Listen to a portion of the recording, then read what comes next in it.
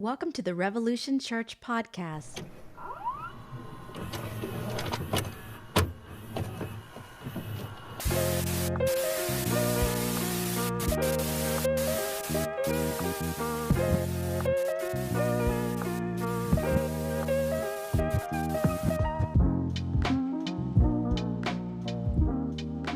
Welcome to a very special edition of Revolution. Why is it special? Because it's on Tuesday, and we are usually on Sunday. So today, I got my scheduling wrong the other day on Sunday, and so here we are on Tuesday. Welcome, a little iced tea to keep me awake at this ungodly hour. Thanks for joining me. So some scheduling conflicts happened. Here we are, Tuesday. The great thing is that we're just going to kind of cover some familiar area that we already looked at. But I think it's worth taking another look at Galatians 3:28. And I really believe that this verse is important for so many reasons. But especially with everything that we're, how divided we are in the world today, especially in this country. But also what I've been doing is I've been reading a lot of this book, which I talked about last week, John Hume's A New Ireland, and the importance of working on unity and the importance of being patient when you're trying to bring people together, because it's not something that happens overnight. It's something that takes time. And you have to be dedicated towards. And for John, it was 30 years of a lot of work, laying down a lot of hard work, and a lot of us, especially in this culture, I think we want this kind of automatic gratification of, well, we just got to all get along and boom, it's done.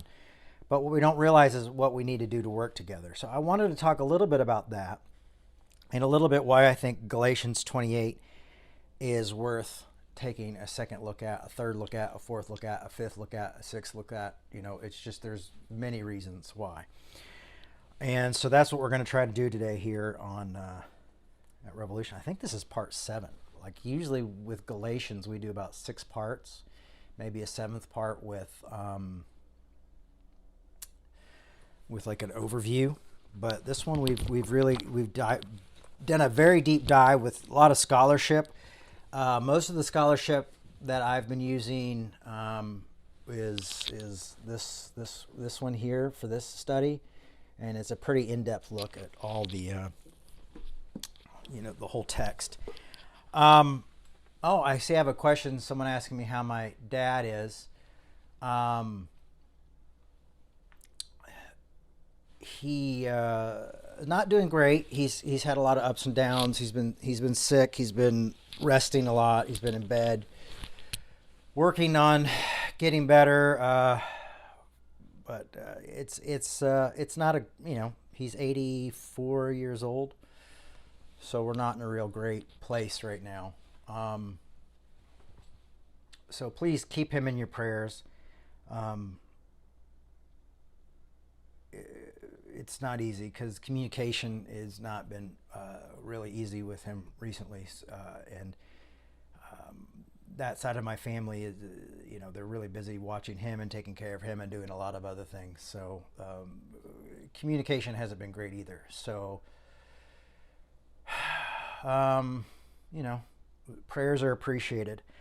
While we're on that, also don't forget to like the talks. You don't have to do it now, but you can sit through and be the final judgment at the end. But don't forget to like and follow us and subscribe. That really helps quite a bit.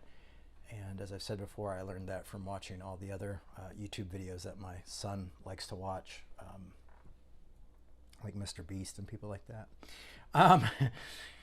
who give away millions of dollars. And speaking of millions of dollars, Revolution, as always, is underwater financially, and we really could use your financial support. And I don't want to come out of the gate with that, but might as well bring it up now, and then we'll get into the talk. But you can go to revolutionchurch.com and make a donation there, and it would really help. Yeah, we've been doing Revolution for 30 years now. This is our 30th year of Revolution, and we've been a ministry, we've been a church, we've been a gathering, we've been everything you can imagine, and continued to persevere through city changes, through lots of ups and downs, and we'll continue to be here. But I think today is why it's important to, again, this verse in Galatians, and speaking of John Hume, and even of someone like my mother, is that we're going to have to start thinking about how we work with others and how we disagree with others, and how we find, where can we find unity, and where can we be patient, and are we willing to put in the work that it's going to take to kind of help this world be a better place. And I think that's the goal for us at Revolution, is to do that, is to try to argue well or disagree well, have tough conversations, but be respectful, listen, and hear what other people have to say. So that's what we're going to talk about today. So we're talking about Galatians 3:28, which says, "Now there is neither Jew nor Greek, there is neither slave nor free, there is not male or female. That is because you are all one entities in Christ Jesus." Now that's a different translation that the scholar here is using.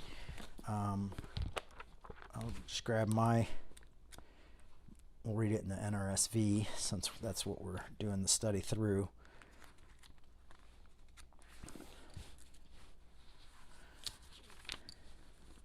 You know, and also just on top of that, I'm praying for my dad as well.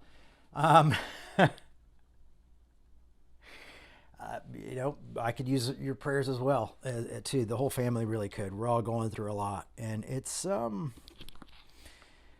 pretty heavy. It's a lot going on right now. And to be honest with you, like having to worry about finances and worry about if your father's going to live or not, and the health things, and it's a bit much, and I'm a bit exhausted. But you know, I've always tried to not compartmentalize things, but just trying to be transparent in all that I do. But I still think that this is such an important, valuable thing for us.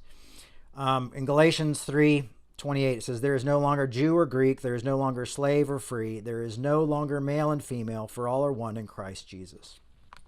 So what does this mean? We've talked about different ideas of what this means, but I really wanted to get into the scholarship as I was kind of just reading through it. We had done the talk, and that was in it, but I had done some of it kind of briefly went through the scholarship because I'd done it so many times, and so I was like, you know what, I should really just make sure I give this a good chance. And there were some things that I felt like were worth mentioning. And I think that's what's great about us doing this on Tuesday, is that, you know, it kind of helps us we're just doing like a overview, but kind of an even deeper study. I mean, this is such a deep dive in Galatians. I'm so excited to be doing this with you all. So here goes. Jewish teachers regarded women, slaves, and minors as exempt from biblical commandments because they weren't seen as human. They weren't seen as people. Though Jewish women were always seen as superior to Gentiles. So remember, we're dealing with a little bit of Jewish nationalism that's happening within the Gauls, with the Galatian community, and the Gentile community is being asked to, you know, celebrate particular holidays and do certain customs and to be circumcised and do things like this. And of course, Paul's arguing that this is not needed for Christianity. And he's saying, you know, hey, you can still keep your customs, you can still do these things, but, you know, you don't need to pressure these other people, because that's not what makes you Christian, because we're all one in Christ. Now, one of the things, I've read this before, and I've had people push back on me, more conservative people in the church push back on me. And I remember a few years ago, I was saying, well, there's neither male nor female, Jew or Gentile. And this guy was like, well, what about that prayer? And he's just quoting this prayer. And it's really great, because that ends up being in this commentary.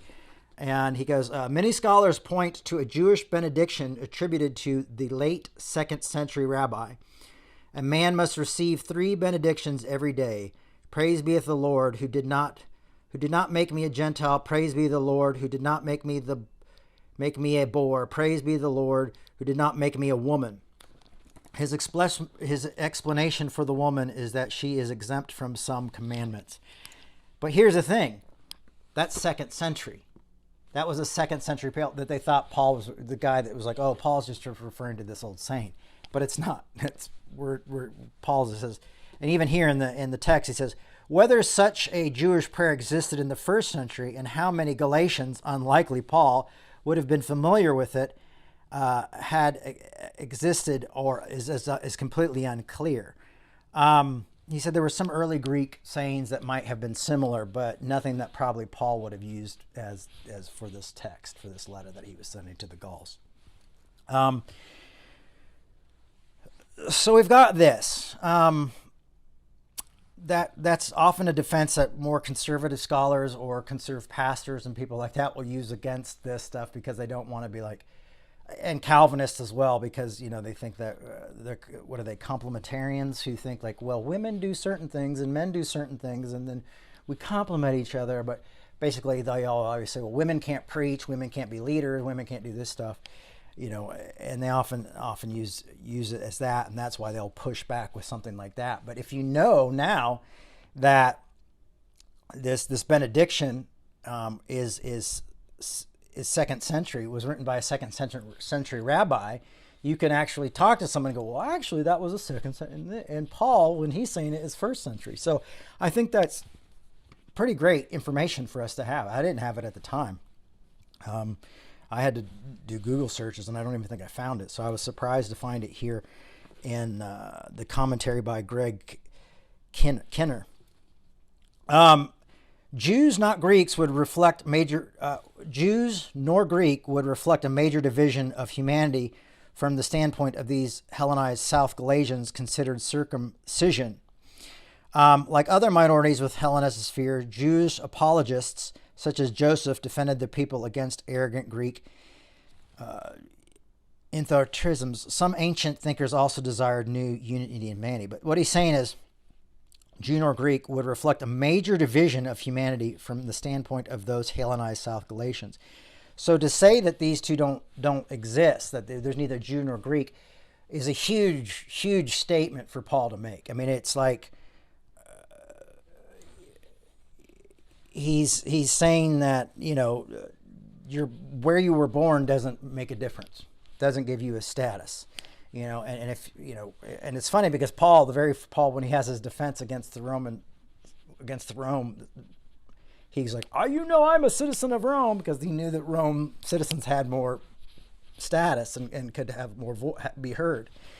But what he's saying here is he's saying something that's changing things up. It's changing up the hierarchy of way people saw each other, and that's pretty amazing. Some ancient thinkers also, no. Oh yeah, and then listen to this, a lot of philosophers who thought this way at that time as well. And a lot of people have put the Apostle Paul in with philosophers. I actually have a book called Paul Amongst the Philosophers. A lot of things that like Paul said, like, I want to do what I want. I don't want to do what I do, and there's this thing within inside me. And a lot of early philosophers think that Paul was really kind of understanding unconscious more than most people, much earlier than it was ever discovered or talked about. Many philosophers value the virtue of being a world citizen rather than emphasizing ethnic or civic particularities. Regarding locality of birth as an accidental characteristic, Stoics appealed to the Socrates admission never to say that I am Athenian or I am Corinthian, but I am a citizen of the universe. Likewise, a social class was a mere accident of birth. And that's one of the things that John Hume often argued when working on the peace process in Northern Ireland, is saying like what religion we are, what we are, what color we are. It was literally, an accident of birth. And so that's something to think about as well. And we're going somewhere with this, and we're going to question some major theology here in a minute. But I like that. I'm a citizen of the universe. Unfortunately, the rest of the world doesn't allow us to say that. Likewise, social class was a mere accident of birth because you would have different social standings by where you were born or who you were born by, with true heavenly wisdom available to all. Paul's primary motivation, however, is an eschatological vision of unity in Christ. That would be this argument of this guy. Some suppose that Paul wishes to eliminate ethnic differences, but Paul's interest may not be with such matter in this passage. And in view of his wider theology in Galatians and elsewhere, he is more likely arguing against such elimination. And so what he's saying is like, I'm not trying to eliminate our differences. I'm not trying to eliminate our, race or sexuality or, your traditions and, like with the Judaizers at the time saying, like, I'm not trying to tell you can't practice these things. I'm just saying you can't force them on other people. So he's not saying like, well, we'll just do all the way. We'll just be Christians and we'll change all of our traditions and change all that. He's not saying that at all. Because it shows here, he says, elsewhere he protects culture diversity in Romans 14, and certainly he does so in resisting the circumcision of Gentiles. Paul is thus posing not to eliminate of differences, but now this is another thing and why I really wanted to read you is almost the same exact words that John Hume used during the peace process in Northern Ireland. He goes, Paul is thus posing not an elimination of differences, but rather unity that encourages diversity, as in his treatment of the diverse gifts in the body in Romans 12:4-8, where he's like, some people are pastors, some people, we're all different parts of the body. But I love this idea of finding unity through diversity, because it almost seems like, like it's a contradiction. But as we've talked about before, when we've read some of Hegel's stuff, that contradiction can be something that's really beautiful truth, that really sticks out, that really stands out to us. And that would be such contradiction, is finding unity through differences and through our what separates us from each other. Also is going to require us to have some patience. It's also going to require us to learn about each other. It's also going to require us to have conversations. And then the big C word, compromise, comes in as well, as we have to learn to compromise, because we've got to make a world better for everybody else. I mean, the concept of like this bringing unity into a country with politicians and things like that, I guess, is really, you want to leave religion out. I almost think that in some ways Paul would say there's neither Jew nor Gentile, slave or free, Christian or atheist, is something that I think Paul may have been heard saying eventually. And the reason for this is that these things continue to separate us and keep us from loving each other to the fullest extent. And the most important commandment is love God with all your heart, but equally as important is love your neighbor as yourself. So who do I love when I love God? I love the other. I love my neighbor. So in some ways, this is saying, like, since we're in Super Tuesday and all this stuff, we'll hit a little bit on politics. Is the idea is that our politics shouldn't be like, is this going to protect my religion? Our ideas of politics should be like, is this going to feed people? Is this going to allow us to have safe roads to travel on, to see each other? Is this going to give us all, the ability to afford health care? Like, you're worried, you think about everybody. So it's like, you would take somebody who's like, someone who's like, I run the Ex-Christian podcast and I think Christians are assholes. And then you take someone who on the other side is like, well, you're going to hell, blah, blah, blah. But this concept of finding unity through diversity is saying, okay, I'm going to have to be patient with this person. I'm going to have to show tolerance. So often,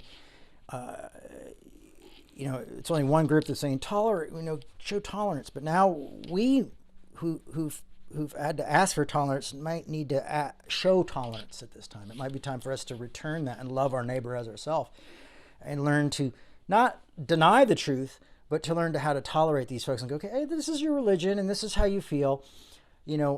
For me, like that's it. Okay, but we still have to worry about the basic needs for each other, that people have 3 meals a day, that people make a livable wage, that people are able to exist in this world, and, not forcing your religion and your customs onto me through the government. And Paul's making this on a smaller argument because he's saying let's not overtake Christianity and force another type. Let's not force Judaism to completely overtake this. Let's be okay with their traditions as well. A lot of these Gauls were probably almost would be seen as worshipers of nature and things like that. And I'm sure there was processes and practices that they kept as part of that, but realized that it wasn't for them about salvation anymore. That was it was Christ. So Paul actually, hey, be diverse. People have different calls, different things like that. And let's learn to unify and respect each other even when there are differences. And for some reason, this seems like the most impossible thing.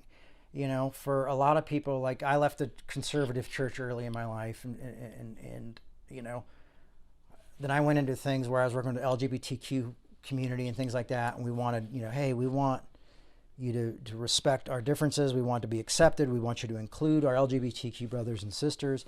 We want tolerance. You need to show more tolerance. And I think the hard thing I'm saying now is that I think that we're going to have to start showing some tolerance towards these folks, because we're going to have to find a medium ground where we're all allowing each other to live life. Almost live and let live, which, growing up, I would hear Christians say like, oh, live and let live. That's a scary concept. That's evil, But if we're not taking care of each other's basic needs and necessities to be well, to eat, to have medication, to make a livable wage and things like that, then there really is no point to these arguments and these conversations, except for the government or for social media or things to kind of use them to continue to keep us under control. So as long as they have us arguing about our faith, our sexuality, about all these other things, one side can pick one, other pick the other, and then we end up arguing about this, and we're not really thinking about, like, can kids have free school lunches? Or, are the homeless being taken care of? Are we providing jobs for more people? Are we doing more work to end homelessness? Are we ending hunger in the richest nation in the world? Why there's so much hunger in this nation? Why is there so many hungry people? Why are there so many homeless people? Why is there so many drug addicted people? I mean, their lives are just completely gone, where the fact is, like, God or these political issues that we talk about don't make any difference to them. So are we really loving one another? Are we really loving each other as human beings, as one, in that way? And so how do we learn to respect the diversity and even respect each other when we disagree? And that's where disagreeing well comes in. That's where, and then maybe we'll get the chance to sit down with each other and argue well. But there needs to be this way of saying, hey, we can disagree as long as you're not trying to make it a law, or as long as you're not trying to push it on me, as long as you're trying to make me do something that I don't want to do, we can disagree. Like, let's look a little bit further into it, because Paul really takes this in a really heavy way. And this commentary, I was really surprised how deep it went in on this verse. I've always loved this verse, and it's always created a little bit of tension when I speak, but I was so excited when I went back and realized I may have trusted myself a little bit too much in the interpretation on my own without the proper scholarship. And this scholarship is really in depth. One of the things that happens here, Paul uses here, is for the precise terminology he's using for male and female is the same that appear in the creation narrative in Genesis. And Paul envisions a restoration of prime unity of male and female that flourished before the judgment of Genesis 3:16. So that's like the part of the new creation in his eyes. The part of Christianity is that it's this equal male and female. There's no, maybe there was some sort of complementarian idea, but no complementarian idea where women could not speak or be leaders or things like that. So you've got this great thing of, like, Paul saying, like, Jesus is the new Adam, blah, blah, blah, crucifixion, this happens. But really he's saying, like, this is, when he says there's neither male nor female, he's saying, like, no, that we are one in Christ. It's not that you will ignore certain gender identities or things like that, but that we learn to live in unity. We respect each other. And I mean, I can't imagine if I grew up where women weren't allowed to speak or lead, because my mom had such an influence on my life from speaking and leading, to the point where she's celebrated by, like, Elton John and Jessica Chastain and all these people for her love.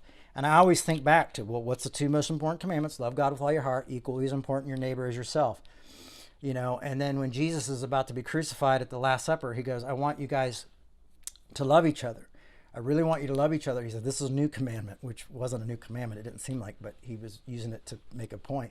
He said, I want you to love each other as I love you, because the world will know that you belong to me for your love for one another. So when I bring my mom up into this situation, is that also she was able to love people of diversity. She could walk into ORU and sing and speak and preach at their school or at their church or Roberts University or any of these places, but she could also go to an MCC, openly affirming church, and preach and sing and speak there and love people. She was as comfortable with drag queens as she was with a Baptist minister. She loved people, and she was able to find this unity of diversity, of knowing when to, what were the fights that were worth having. And so she was able to do something that was really great. I'm not able to do that as much because I'm a little bit more hot-headed and a little bit more like, hey, we got to do this, we got to do this, we got to do that. But I'm learning.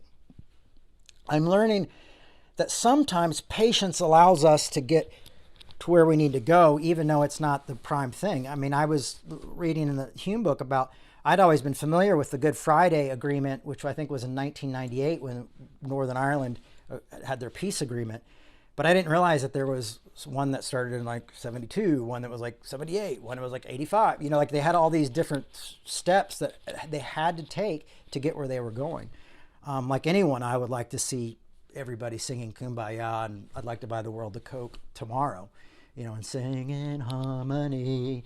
But obviously that's not happening. Right now, as live, there's 7 of us here. So the 7 of us, we're probably going to have to work really hard, but also be patient, because then maybe we won't change the world overnight. Maybe we will. Maybe one of you is Bill Gates or something, and you're going to fund our Unity Through Diversity project for the world. Even when you look at someone like Palestine and Israel, a lot of problems there is that they don't recognize each other's ability to exist. So there's would have to be years and years of speaking and working on saying, one of the things we have to do is realize that they live, they exist, they are here, they are hungry, they need to be fed, they need to have medication. Both of you need to live a life together and find unity in this diversity. You may serve different gods, but you're both sons and daughters of Abraham. Maybe there's a way to do it. But the fact is that we have to learn to live with each other if we want the world to change and be a better place. And I know this sounds like I'm having some kumbaya dream, but I believe it. Part of me wants to just I thought if I had a bell, I was going to ring the bell and be like, I'm ringing the bell because we've got to pay attention. We must listen. Something is happening. And what's happening is that we're being called to love through diversity. I've gotten some messages from some of you lately who've said hey, I used to just always hate other Christians after I left the church. And I've been listening to you and realized that I've been more too judgmental and almost doing the same thing they did to me, but just on a different side.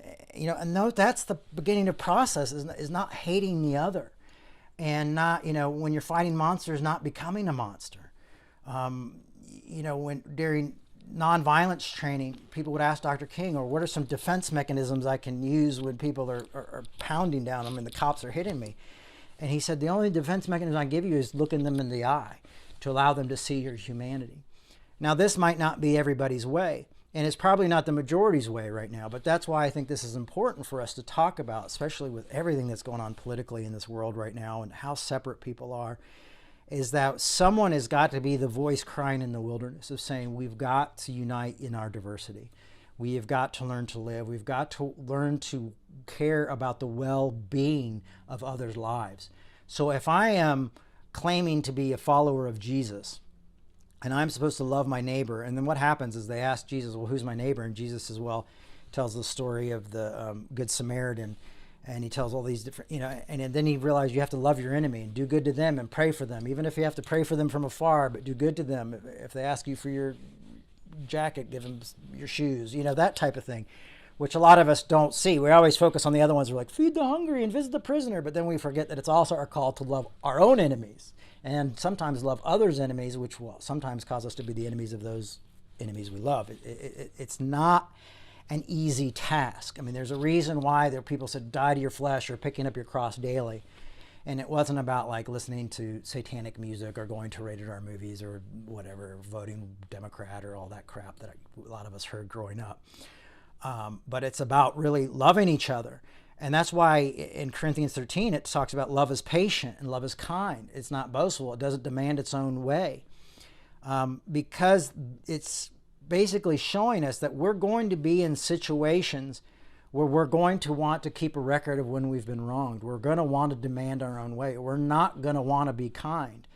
But if we truly love humans for the sake of being human and the sake of being people, and the fact that if we're followers of Christ, we're loving them because they're our enemies, and that's what we're called to do, then we're going to need that patience. We're going to need that kindness. We're going to need that joy. We're going to be ready to be down for probably some long suffering. It's not an easy road. It's much easier to start a podcast and just talk about how shitty the other side is. But problem is that doesn't change anything. And then as we see with violence doesn't, it just makes things worse. There's no group, Palestinians aren't going to be eradicated from this life. And either is Hamas. I mean, Hamas has probably got a lot more followers now because violence begets violence and more violence. And that's not the way to end things. So we have to think about people like John Hume or Dr. King or Jimmy Carter or, all these different people who saw hope within a peace process, saw hope with saying, yeah, we're all individuals, we're all different, and we've got to learn to be united in that, because everybody has the right to live. Everybody has the right to breathe. And we've got to learn to see it in that way. And so it's tough. It's just not an easy message. There's just no easy way about it. But then looking at the most successful peace process ever is the Good Friday Agreement in Northern Ireland. And it did happen. And it happened with some really normal people who were just really worried about people having enough money to afford living arrangements in certain areas of town, and ended up ending a 30-year-long civil war. So I think this is, these are, and it wasn't, it was probably started with 7 or 8 people. So I think that's something for us to think about is, so we don't see Jew or Gentile, slave or free, or, black, white, straight or gay or things like that, in the way that we recognize everyone's humanity, or a Christian or conservative Christian or progressive, or, we're able to be, we're all human. But we also don't forget those differences. We're not saying you've got to give up those differences. What we're saying is those differences have to exist within the community. Because if we don't allow these differences to exist in the community, as it says near the end of book of Galatians, it says, beware of biting and devouring one another. You will be consumed by each other. Like, you will literally kill each other. Their genocides will happen if we don't learn to respect each other's differences, even if we don't necessarily agree with them, or to tolerate them. Tolerance is not a bad word. Compromise is not a bad word, but we've been told they are. And unfortunately, we've been told that by a lot of Christians. And so that's something that really needs to be undone. And I think that's why reformation is an important word for the day. What's today's magic word? Or today's secret word? Reformation. Pee-wee's Playhouse, anybody old enough to remember that? Paul's ideals could challenge Greco-Roman culture, which emphasized social classification and stratification. Certainly dismantling division between Jews and Greeks challenged a live issue of his day, one times carried to the point of genocide. The division between slave and free was considered a fundamental division in society. So you've got to remember, like, Paul's not just serving up words, kind words and magical words, or he's not debating some, some writing by a rabbi in the 2nd century. He wasn't, he hadn't traveled in time and he's not referring to some Jewish benediction that would only be in the next century. what's happening here is he's taking a leap of really trying to end class separation. You know, you know, and we seem to always want to be divided by one way or the other, you know, and division doesn't. Being angry and divisive is not going to make the world better for our kids. It's not going to make the world better for other people. It's not going to make the world better for the homeless. And we talk so much about feeding the hungry and the homeless and ending war and things like that. Well, these are the steps we have to take to work with each other to help in those things. If you want to see good fruit produced out of something, we have to start being more tolerant towards each other. We have to start scapegoating the other side all the time. That's just not how life works. For some reason, we've been taught that way. And simplistic thinking and just quick gotchas on social media and things like that, and the media in general, the sensationalization of all this stuff with the media has made us believe that there's some sort of, capitalism has promised us some sort of fulfillment, and there is no fulfillment. You know, there is no special car or special building or special amount of money that's going to fill the, I don't think there's not even a special God or Jesus or anything that's going to fill this thing that's often, this lack that's within us. The lack is something that we have to learn to live with. And by recognizing that lack, maybe we can see that lack within others. And that causes us to have some common ground with the other, even if they're very different with us than theologically or spiritually or sexually or what all these things are.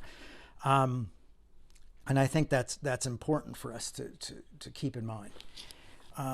And doing these things where Paul, I mean, you know, Paul the Apostle, I'm so bummed that so many progressives have kind of pushed him out a little bit because they've one or two verses or because of the pastoral epistles, which aren't even Paul. You know, and think, well, he's just a bastard and I don't want to do it, so I just read Jesus, you know. I'm like, okay. But when you really understand Paul, you realize he's fighting for unity in people. He's fighting for something that the church is not just a bunch of buildings, and it's not a bunch of just, well, we're the Christians and you're the sinners. You know, he's pulling for us to really love people and be in community with people, and also stopping major division in humanity of his time, which is the difference between Jew and Greek. And I mean, to the point where, you know, this idea of going beyond the what is it, you know, the differences between in social classes, the division between slaves and slave owners, because you think, well, he didn't say stop slavery, but when he's saying there's no difference between you and your slaves, he's saying something very powerful is being said. And I think it's worth us turning our ears on and looking at that. So, like I said before, the division between slave and free was considered a fundamental division in society. Illness in the same in the slave as in a free man, plainly Younger observed, but physicians treat the free man far better. Although laws acknowledge slaves as in one sense people, they also often treated them as property. They were sold and also distributed as part of a deceased person's estate. So if you died, you could leave your slaves to other people. They were seen as property. They were treated less than. And what I think what Paul's saying to us is like, oh, guess what? Christianity is not about treating people less than. And I mean, could you imagine if you had seen what we've been doing for the last, I guess, at least 1,500 years of how the church has put itself above other people and Christians have put themselves above other people, and how we treat people differently as though somehow we have the secret and somehow we're special chosen. And then all the different denominations within those acting who like they're the best and everybody's playing at the best, when it should be like, maybe we should not even be worried about that. Maybe we should just all shut up about Christianity and start worrying about our brothers and sisters who are just all over this planet and all over this world and all over our state or all over our city or all over in our work or in our income bracket or the kids that our kids go to school with. and be willing to like Paul was. He was going to say, okay, I'll challenge Rome. And Paul showed a lot of respect for Rome in the book of Romans. You could tell he was a bit nervous and he treaded lightly, but he's still saying like these ideas, these cultural classifications have to stop. Like they need to stop. Like that's not the way. Certainly free person did not eat with a slave. So slaves, and so you also see though as Paul, and you see in Jesus, as Jesus is eating with prostitutes and tax collectors and people like this. Paul's getting upset with Peter for not eating with Gentiles, and so Paul's saying you've got to share these meals sharing, this family, this bond that we build together. You kind of back then. Jewish tradition was if you shared a meal, you were building a covenant together. And he was saying you have to build a covenant with your slaves. When he's saying there's no difference between free and slave, he's saying this is the covenant. This is we sit together, we eat together. And that was something that would be completely socially unacceptable. So what I'm saying is Paul is this radical guy that I think so many progressives have forgotten about, but I think they've forgotten the power of grace. They've allowed anger to kind of get in their way, or like, well, we've been hurt, so now it's our turn to hurt. It's our turn to judge. And Paul's saying like, nope, that's not how you guys are going to do it. That's not how we're going to come together as a community, by continuously making each other mad and ostracizing the other. And somewhat setting up a class system, even though we don't really, we don't pretend to see it, but our class system is like, well, we know we're a little bit better because we think the right way, or we vote the right way, or we read the right books, And so it says here in this, it says, without seeking to overthrow the social order, Paul at times challenges this social stratification. So there's so much going on here. And honestly, if this letter had been, if Paul had said the same exact thing in the book of Romans, to the Romans, it would have sounded like nonsense to them, because they were such a slave society. They would have been like, what, are you crazy? I mean, they were a society built on slaves, much like the United States of America was built on slaves. And so it would have been insane, seen as insane to them at that time.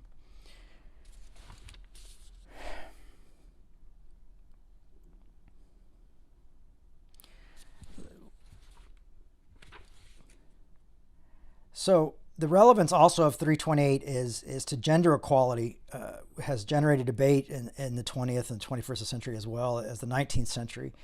And I really feel like what this supports is neither gender hierarchy, male above female, nor gender egalitarianism, the equal of male in this age. But I think what Paul is, I think it's actually supporting the equality. But it's not supporting this gender hierarchy that was such in place. But this also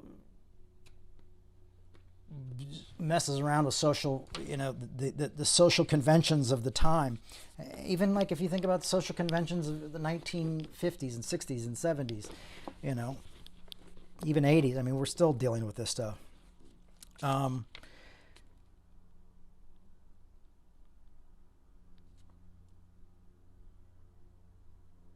Some people saw what Paul was saying as conceived as a utopian, unattainable in the present life. And because unity was frequently an element of utopias and utopic thinking. And that's what maybe a lot of you are thinking right now as you hear me speaking. It's also in the back of my mind like, oh, this is impossible. This can't ever happen. But I wake up every day with the hope. Like I'm a pessimist, but like Cornel West said, I'm a prisoner of hope. And so I wake up every day going, maybe this can happen. I bet you like John Hume didn't think like, well, I'm going to see the troubles into my lifetime. And he did before he died. The Good Friday Agreement was signed, and so I think we have to start thinking differently, completely differently. Changing the way we see things and think about things. And it's just really funny to me that I feel like I would see the secret in a verse that I've probably read 100 times, is there's neither male nor female, no Jew nor Gentile, slave or free, for we're all one in Christ. And to be able to take that bigger and see it in a bigger way of how mixing it with someone like Dr. King and with Dr. and John Hume and all these other people, hope for humanity, hope for all of us to live, not agreeing with each other, but being tolerant of each other, and always reminding ourselves that we got to make sure everybody's eating. We got to make sure everybody has health care. We got to make sure everybody has a roof over their head. And we could do that. We really could do it. But politics today distracts us with all these other different issues that continue to get in our way, and we become blinded with those issues. And the same people continue to run the country, and we stay capitalist society, and homeless people are more like, be careful, make sure you work hard and do your stuff, or you'll end up like those people on the streets, and those people shouldn't be lessons or things for us to fear. It should be a problem that should have been solved a long time ago. And it's sad to me that a lot of Christians don't see that, or that a lot of people of faith are afraid of that kind of idea what's the word I'm looking for? Oh gosh, I'm losing all my words right now.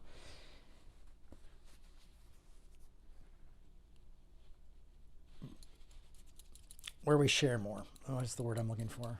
Anybody want to guess? No? Okay. Well, we'll talk about it later. Not communism, but it was close to that. But still, communism's not. Marxism might be a better idea, but we're afraid of this thing of it's such a Christian idea for people to share and care about each other and take care of each other, and somehow we've gotten rid of that altogether. And then somehow the progressives have gotten to the point where they just see a certain group, and I'm just going like, no, we could end this if we learned to work together, if we learned to understand each other. Community. Community is not the word I'm looking for, but yeah, that's a good word though. We are afraid of the world being a community.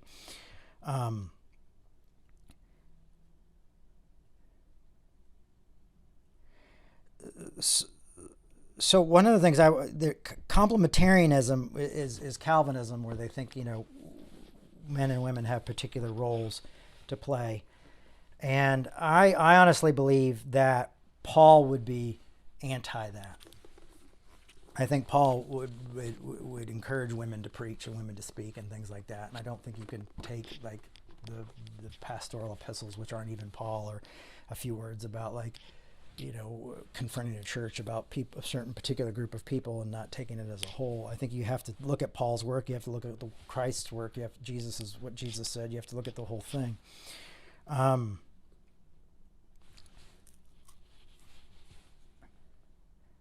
So for Paul, it says, nevertheless, the idea of a new creation has reinduced a level of mutuality that recalls the original creation of male and female together as one, one of God, being one of God's in God's image. So these two are one in God's image, right? They're one in God's image. And so what Paul's now saying, now all these people are in God's image. And the thing is, maybe we wake up one day and we realize everybody's within God's image. Oh shit, right? But the principles did not challenge existing prejudice, as one Reformed commentator notes. Paul's approach to gender roles was controversial in his day, as in our own.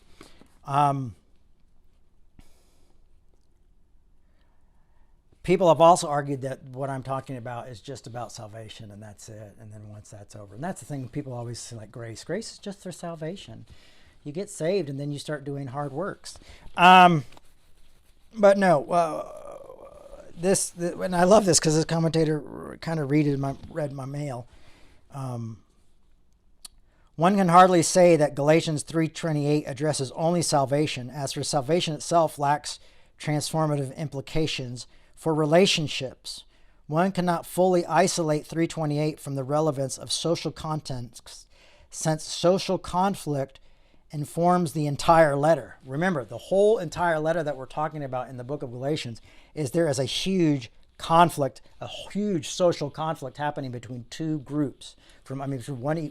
Two groups, yeah, and they're totally it. The whole letter's about that. So when you take it into context, I'm not just saying, oh, I'm going to use this one verse and make it mean all this stuff. I'm taking this verse with total context. If I wasn't, I wouldn't have said anything that I've said here. I wouldn't have ever lined it with Dr. King or Hume or people like that, or Gandhi or folks like that, or Mother Teresa. So from the relevance of social context, since the social conflict informs the entire letter, this already side of the already but not yet tension in the kingdom did impact social relationships between Jews and Gentiles and slave and free.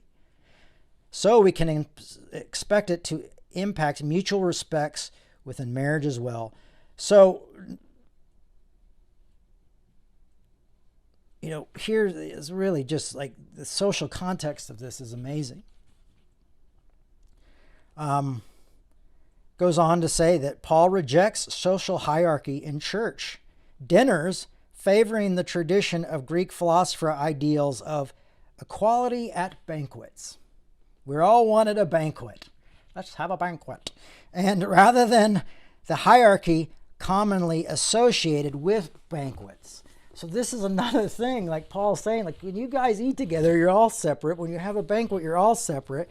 You all have these different social standings and race and slaves and frees and Jews and Greeks. And you were born here and you were born in this part of town and you were born uptown. You're an uptown girl, so you can eat over there, and you're a downtown girl. So you got to eat over there, And Paul's saying, no, we dine together.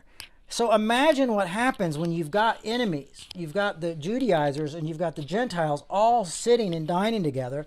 Now you have slaves and slave owners dining together and maybe even serving one another and having conversations and seeing one another's humanity. And like when Dr. King said, the only way to defend yourself in nonviolence is to look the person who's committing violence against you in the eyes. You're looking at each other in the eyes. Things change, and I've seen it in my own work. I've seen it in the work we've done with LGBTQ rights, with meeting with people. I've seen change. It's not always overnight, but I've seen change more change from people seeing each other as human beings than I've ever seen through talks like this, or Bible verses, or some sort of book, like, oh, the new book, bring everybody together, is people recognizing each other's humanity. And to me, this is exciting that this comes from Christianity, because what I'm saying is I'm reclaiming it. So when I saw this, I talked to this person the other day who runs this post called Ex-Christian.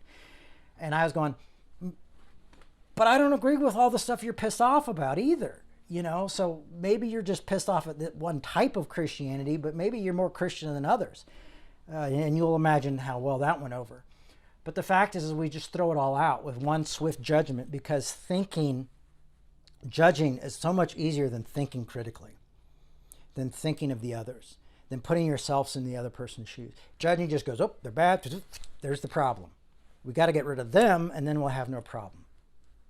And that's just not life. That's just not the real. That is not the gospel. And the fact that there's, Christian nationalism should be an oxymoron. One of the things that Paul's dealing with is he's saying you've got to take the Jewish nationalism down a notch, because we've got to be a community where we respect each other's right to existence and we respect each other's differences and we find unity through diversity. That's what's happening here. And what we have to say to people who say, well, I'm a Christian nationalist. Well, no. We are people of, we live on we live on the world. We're world people who live on the world, and we've got to learn how to live with other people. And socialist, that was the word I was thinking of earlier. Socialist. I don't know, Christians are really afraid of socialism. My dad is too. And socialism does a lot to make sure that the poor are taken care of and everybody's taken care of and everybody's treated with given a fair handshake, rather than pull themselves up by the bootstraps. There's nothing about pulling yourself up by your bootstraps, or nothing about capitalism that's really within Christianity. And I'm sorry, I'm not saying that as because, I'm left, because I don't like a lot of left stuff. I hate cancel culture. I hate identity politics. All that stuff drives me crazy as well. So I can't just, and then a lot of conservative Christians saved my life as a kid, who gave me places to work or gave me places to live and done things like that. So I can't Hey, it's us and them. I can't, I do find myself scapegoating people, and I have to be reminded that I do that. My first tolerance isn't the first place I go to in my mind when I see people I disagree with. So it's not like, oh, well, I'm just some magical leader and there's a few of us born who just want to bring everybody together. That's not it. Like, part of me would I want to join a gang and fight everybody, but then I go, ugh, I die to myself. Something else takes over, something that my mom and my dad raised within me, something that's there that says, no, everybody's worthy of being equal. Everyone's worthy of being human. Everyone's worthy of having a meal and a job and a roof, and looking at their circumstances, maybe when some of those things aren't possible for them to do, and to help them where they're at. That's what we're called to do. We're not called. So Christianity's got to be reformed. Because that's the word of the day. That's why I screamed. It has to be, because it's not what it is. What I've understand is from Paul's writings and from Christ and everything, is Christianity, how we see so much of it today, at least portrayed in the media, is not what it is. And when I see what ex-Christian people talking about it, or a lot of these deconstructional podcasts that say they're deconstruction, but usually they're just like, they suck, they're assholes. It's like, that's not it either. That's not the gospel either. The gospel says, love your enemy, love each other. Do good to those who persecute you. Yeah, that's shit. It sucks. It doesn't say start a podcast and talk shit about them for the rest of your life. Because you're just acting like them. You've become a monster, just like they're a monster, just on the other side. And it just causes more of them to go, oh, you're hurting me. Oh, you're hurt. Like I've watched a Christian entertainer who did some controversial stuff, and then I watched this conservative Christian say all the stuff about him, and then I saw them doing, and what I realized is they were caught up in this cycle of almost supporting each other. They were just fighting each other, but the fighting was getting each other's bases going, and it was just this non-stop of fighting and arguing and being successful for each of them, because yeah, you hate them and you hate them and you hate them, and they might not use the word hate, but it was definitely what was brewing. It was this just cycle of non-stop. Somebody needed to just be stop. Who cares? This person thinks this. Okay, well, they're in America. They have a right to not think that your life is what they want. It's when they start trying to make it laws and things like that is when we have to stand up and fight for injustice. But if they want to believe something like that, that might come to a point in a time where we just have to say, I respect your belief as long as your belief doesn't affect me or my loved ones. And you do your thing, and we'll do our thing. And hopefully we can respect each other enough to have conversations when things get bad.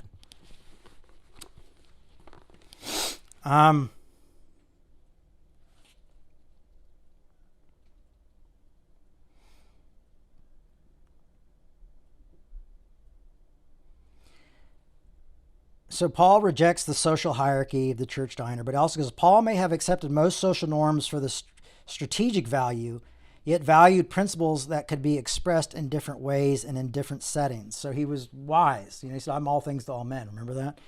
And I think my mom was really good at that, where she was. But it also says he valued humbling oneself and voluntarily serving others regardless of genders or identity. And that's what Paul had. There's certain people that I've met, you just when I met Henry Rollins, it's he talked to me, and he talked to me as it was at a book signing. He had all these people there for him, and he talked to me as though I was the only person in the room. He just looked right at me. Brian McLaren was that way. When you were with Brian, you were with Brian, and he took those moments. And there's few people in the world that I really know who they really see you, and they value humbling even themselves to be there for you or to serve you or to help you. There's just these kind people who are just servant leaders. And I think I see it in someone like Hume as well.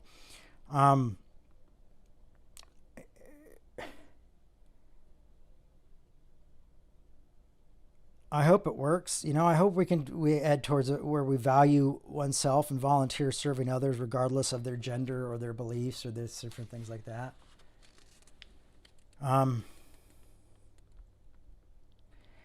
And so what we have to recognize is that Paul has moved way beyond many of his contemporaries in this area, and especially for this time, and appreciate that. And also realize what he's saying at this time, 2,000 years ago in a Middle Eastern culture, also in a culture where Rome has overthrown areas and is occupying a territory, and these things could get you killed. Paul was quite radical for his time, and we don't appreciate that. People say, "Oh, Paul was homophobic or heterosexist is the correct word," but they say that, and it's like, well, no, Paul didn't even wouldn't have known what being homosexual or being gay or bi or trans. Those just weren't. Sexuality wasn't thought of in the same way in biblical times as it was when Freud and people like that came along and explained it to us in a different way. So we have to realize that Paul was dealing with what Paul was dealt. And sometimes you have to allow Paul to be Paul within the time that he was buried and within the community that he was buried in. I could send you to the same place now, and I don't think you would find people as tolerant as Paul was. I'm sure you would find some, but I'm sure there would be a lot of people who you would go, I thought Paul,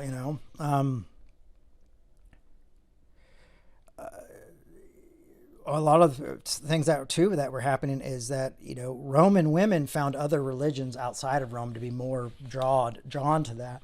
And I think too, what was happening is a lot of what people were referring to as Gentiles were also Roman women coming to Christianity, following Christianity. So I think you had a large group of women who were becoming Christians, and people were going, "What do we do about all these women?" And Paul's going, well, there's neither male nor female. We're all one in Christ. We're all bearers of God's image, and you can imagine how popular he was for that.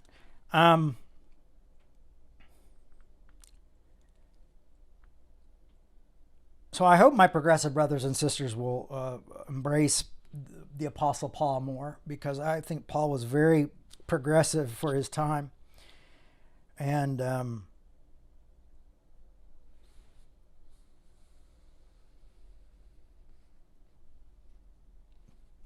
he was probably seen as undermining conventional family values at the time, but I think he this guy says that Paul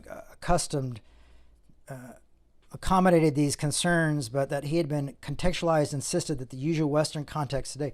I believe that he would support women's full equality, participating in the Christian community. That is what the Greg says personally. That was his personal remark, is that he believed that Paul would do that. And I believe the same. And I believe that any great denomination that disagrees, if it be, Baptist or Calvinist or things like that, I'm just going to clearly say that I completely disagree with you. And I would love to argue well with you, and I'd love to disagree well with you and sit down and have those conversations, because I recognize your humanity.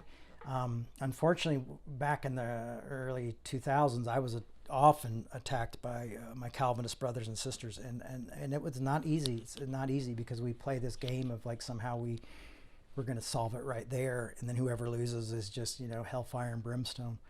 And then if I tell them I don't believe in hell, then they don't even think I'm a Christian or a follower of Christ.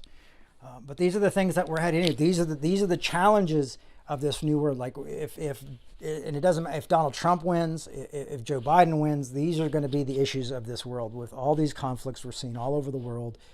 We're seeing with each other, that we are going to have to be those who seek out unity in diversity.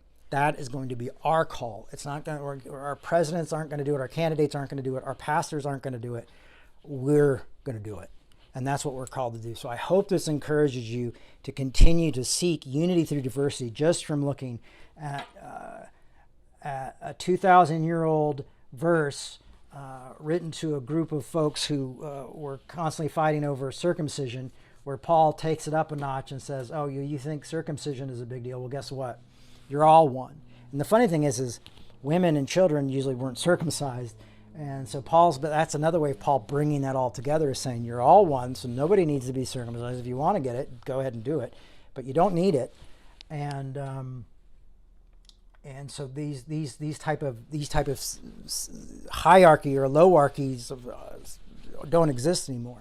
And I think one of the things we need to do is, I'm going to put a little thing here, is realize that hierarchy of suffering is also a type of hierarchy, where we will go, well, we've suffered most, so we must be treated special, or this way. Hierarchy is hierarchy, and we have to learn to see each other as human beings, because sometimes those who've suffered the most have the most to offer us. Sorry, there we are. Well, grace is it. Sorry if you lost. Did you lose volume or something? My phone rang, and I probably should take it because it's my ex-wife.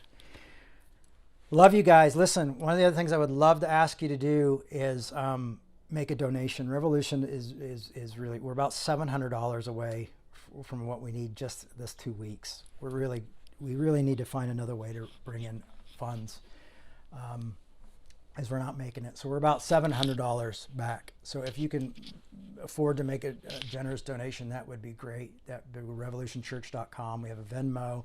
We also have PayPal, and those are 2 ways that you can give, and you can give monthly. Other ways that help is by sharing our stuff on Instagram and on X and on Facebook and all these other things, and letting people hear these messages and share them with them, and letting people know where we're at. But right now we have a major financial need. Also, please continue to pray for my dad, who's very sick, and my family and my step family and everybody involved, because there's a lot of people who might disagree with him but really do love and care for the man despite our differences. So thank you all so much. Much grace, much love. Thank you for allowing me to do this work, because I think it's going to change the world. This type of work, not just mine, but I think this type of work, as we carry on these letters from the greats of like Paul and John Hume and Dr. King and all these people, we're going to hopefully make the world a little bit of a better place. So I love you all. Thank you so much. Bye-bye.